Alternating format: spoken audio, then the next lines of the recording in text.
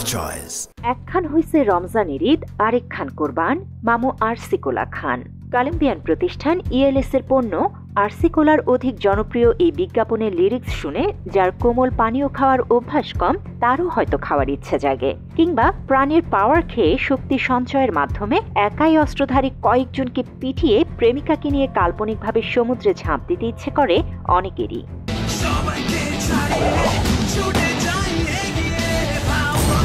Power. চুমুকি action. কল্পনা বাস্তবে পরিণত হোক কিংবা না হোক, বাজারে প্রচলিত সব ধরনের কোমল পানীয় খেলে শারীরিকভাবে ক্ষতির সম্মুখীন হওয়ার সম্ভাবনাই বেশি। শুধু আরসি কোলা কিংবা পাওয়ার নয়, 7 আপ, কোকা কোলা, স্প্রাইট সহ সব কোমল পানীয়তেই কম বেশি ক্ষতিকারক উপাদান আছে বলে বাংলা এডিশনকে দেওয়া সাক্ষাৎকারে জানান বাংলাদেশ মেডিকেল কলেজ ও হাসপাতালের বিভাগীয় প্রধান অধ্যাপক ডাক্তার এম তৌহিদুল হক। ড্রিঙ্কসের একটা ইতিহাস আমাদের জানা দরকার। ড্রিঙ্কসটা কি, কোত্থেকে আসলো, কেন আমরা খাই, এর উপকারিতা কি, অপকারিতা কি। আপনার কিন্তু এই কথাগুলো যদি আমি বলতে পারি, আপনার উত্তর কিন্তু অটোমেটিক চলে আসবে। সাক্ষাৎকারের শুরুতেই কোমল পানীয়ের ইতিহাস সম্বন্ধে তৌহিদুল হক বলেন, 1700 শতকে পশ্চিমা বিশ্বে কোমল পানীয়ের প্রথম বাজারজাতকরণ লক্ষ্য করা যায়। তখন পানি এবং লেবুর সংমিশ্রণে কোমল পানীয় তৈরি করা হতো। বিক্রেতারা তখন পিঠে লেবুর শরবতের পাত্র বহন করে মানুষের তৃষ্ণা মেটানোর ব্যবস্থা করত। ধীরে ধীরে বাণিজ্যিকরণের ফলে কোমল পানীয়তে ভেজাল মিশতে শুরু করে বলে জানান ডাক্তার তৌহিদুল হক। 2021 সালের দিকে এই ড্রিঙ্কস পরিবর্তিত হতে হতে পরবর্তীতে কি হলো, কোক, পেপসি, ফান্টা এগুলোর পরিবর্তন হলো। এরা মডিফাইড ফর্মে, এরা পানির সাথে মিষ্টি তো দেয়, তার সাথে কিছু সুইটেনিং এজেন্ট, এবং এটা যেন নষ্ট না হয়ে যায়। আমরা যেগুলো এই যে প্রিজারভেটিভ ইউজ করি, এই প্রিজারভেটিভ ইউজ করে দিনের পর দিন, মাসের পর মাস এটাকে প্রিজার্ভ করে। কোমল পানীয় বা সফট ড্রিঙ্কস হলো মাদকবিহীন তরল। বেশিরভাগ কোমল পানীয়তেই কার্বন সমৃদ্ধ পানি, মিষ্টি জাতীয় পদার্থ সহ সুগন্ধযুক্ত পদার্থের উপাদান ক্যাফেইন থাকে। একটি 355 ml এর কোকের ক্যানে প্রায় 10 চা চামচের মতো চিনি থাকে। এই অতিরিক্ত চিনি দেহের উপকারের চেয়ে ক্ষতি বেশি করে। মাত্র 30% টাকায় জমির মালিক হয়ে নতুন বাংলাদেশের গড়ে তোলার স্বপ্ন দেখা বাংলা বসতি।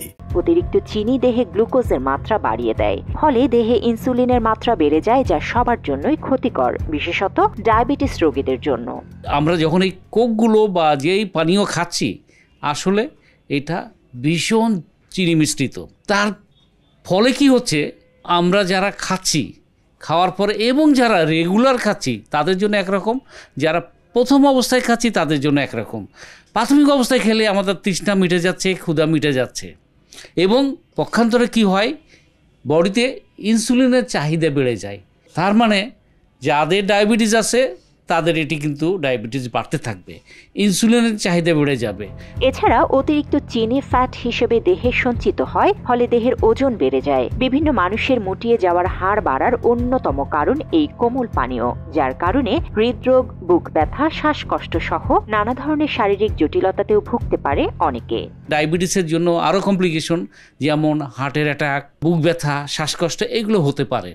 এবং এটা কি হয়, বারে বারে খেলে হয় কি, ক্ষুধামন্দা তৈরি হয়। পরীক্ষায় জানা যায় কোমল পানীয়ের কৃত্রিম চিনি মস্তিষ্ককে ভাবতে সাহায্য করে যে এটা মিষ্টি, ফলে অতিরিক্ত শর্করার প্রতি মানুষের মস্তিষ্ক উত্তেজিত হয়। কোমল পানীয়তে ব্যবহৃত কার্বন ক্যালসিয়ামের পরিমাণ কমিয়ে দেয়। ক্যালসিয়াম মানুষের হাড়ের জন্য অত্যন্ত উপযোগী উপাদান, তাই দীর্ঘদিন ধরে ক্যালসিয়ামের পরিমাণ কম থাকলে হাড় ক্ষয় হয়ে যায়, যাকে বলা হয় অস্টিওপোরোসিস। অন্যদিকে ক্যাফেইন শরীরের ক্যালসিয়ামের পরিমাণ কমিয়ে দেয়, সেই সঙ্গে মানবদেহের কেন্দ্রীয় স্নায়ুকে উত্তেজিত করে, ফলে মানসিক উত্তেজনা বেড়ে যাওয়ার কারণে নিদ্রাহীনতার সমস্যা দেখা যায়। প্রিজারভেটিভ থাকে এবং এটা উত্তেজক হিসাবে কাজ করে, এবং আমরা আপসেট হয়ে যাই অনেক সময়, এবং দেখা যায় কি মানুষের ঘুম, নিদ্রা এটা কিন্তু বেড়ে যায়। এমনকি খাওয়ার রুচি পর্যন্ত নষ্ট হয়ে যায়, পেটের মধ্যে একটা গ্যাস ভাব হয়। আপনারা দেখবেন এমন ধরনের একটা প্রিজারভেটিভ দেওয়া আছে, খাওয়ার সাথে সাথে কিন্তু ঢেকুর হবে, গ্যাস হয়ে বের হয়ে যাবে। অর্থাৎ উপকার একটাই দেখছি, পানি শূন্যতা কমাচ্ছে, ঢেকুর হয়ে বেড়ে যাচ্ছে। পক্ষান্তরে যদি আমরা কন্টিনিউ খেতে থাকি, দেখা যাচ্ছে পেটের মধ্যে গ্যাস তৈরি হবে, ঢেকুর দেওয়ার ইচ্ছা হবে, ক্ষুধামন্দা হবে, পেটের চামড়াগুলো ব্যথা পেনফুল হয়ে যায়, অনেক সময় প্যানক্রিয়াটাইটিসের মতো জিনিস তৈরি হয়।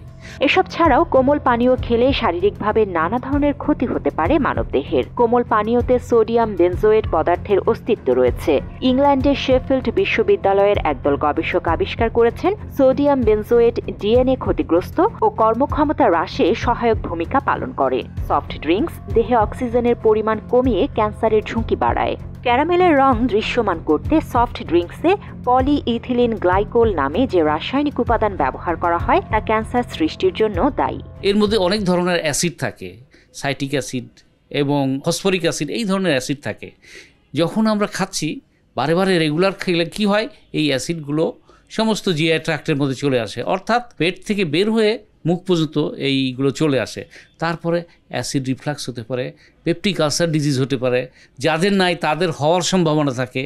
এবং এতে কি হয়, এমন ধরনের জিনিস আছে যেগুলো ক্যালসিয়াম ডেফিসিয়েন্ট হয়ে যায় শরীরে, যার ফলে অস্টিওপোরোসিস, অল্প বয়সে শরীরে ব্যথা চলে আসে, বয়স্ক মানুষের হাত পায়ে ব্যথা আসবে, গিরাতে ব্যথা হয়, এমনকি হার্ট অ্যাটাকের সম্ভাবনা থাকে। এছাড়া শিশু ও গর্ভবতী নারীরা কোমল পানীয় খাওয়ার ফলে বিভিন্ন ক্ষতির সম্মুখীন হতে পারেন। নারীদের গর্ভপাতের মতো সমস্যাও দেখা যেতে পারে এতে করে।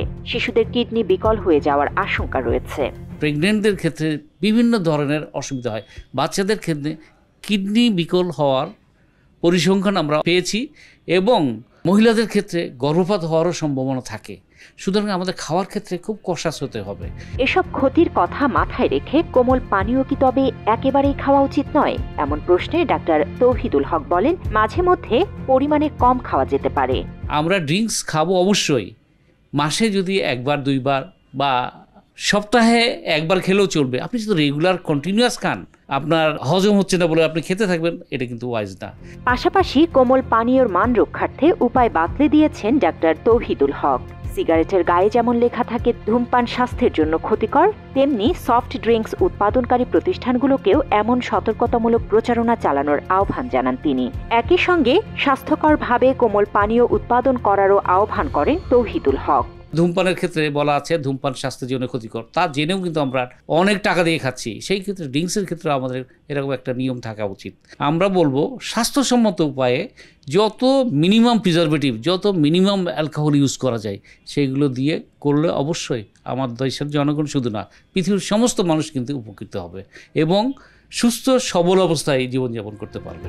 জনস্বাস্থ্যের কথা বিবেচনায় রেখে অতিরিক্ত ক্ষতিকারক কোমল পানীয় প্রতিষ্ঠানের বিরুদ্ধে মনিটরিংয়ের মাধ্যমে উপযুক্ত ব্যবস্থা নেবে রাষ্ট্র, এমন প্রত্যাশা সাধারণ মানুষের।